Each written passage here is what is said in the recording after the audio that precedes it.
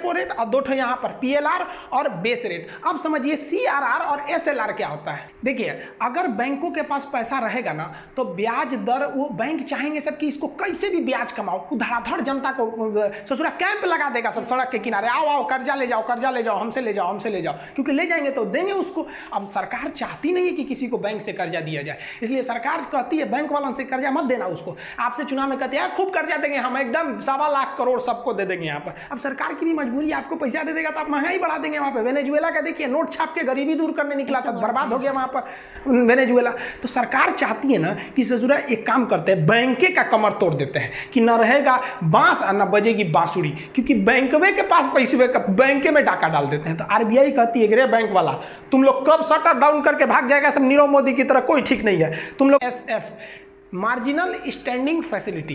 तो देखिए जब RBI इन किसी भी बैंकों को केवल 1 दिन के लिए कर्जा देती है ना, तो उस पर जो ब्याज लेती है उसे हम कहते हैं मार्जिनल स्टैंडिंग फैसिलिटी, MSF।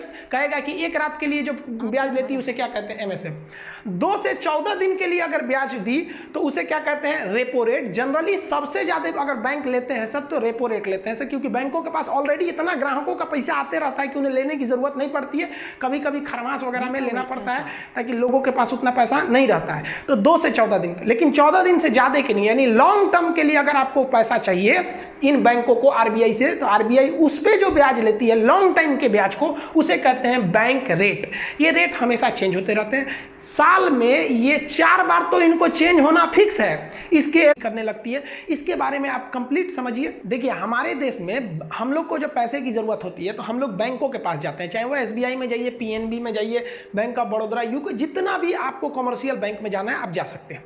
लेकिन जब इन बैंकों को पैसा घटता है ना तो ये RBI के पास जाते हैं, इसलिए हमारा बैंक ये सब, और इन बैंक का बैंक हो जाता है RBI। तो बैंकों का बैंक है RBI, ये पूरे बैंकों को कंट्रोल करके रखता है। देखिए इन बैंकों का जो इनकम का मेन स्रोत होता है वो ब्याज होता है, यानी इंटरेस्ट होता है। आप बैंक पे जाएंगे कर्जा मांगने, घर के लिए कर्जा लीजिए या फिर कार खरीदने के लिए लोन लीजिए, किसी भी चीज के लिए आप लोन लेते हैं तो ये बैंक आपको आराम से लोन दे देते हैं। आप जाइएगा बड़े बड़े शॉपिंग मॉल में खरीदने तो तुरंत कहते हैं हाँ खरीद लीजिए, EMI पे दे देंगे, क्योंकि जानता है आप 15,000 का सामान खरीदेंगे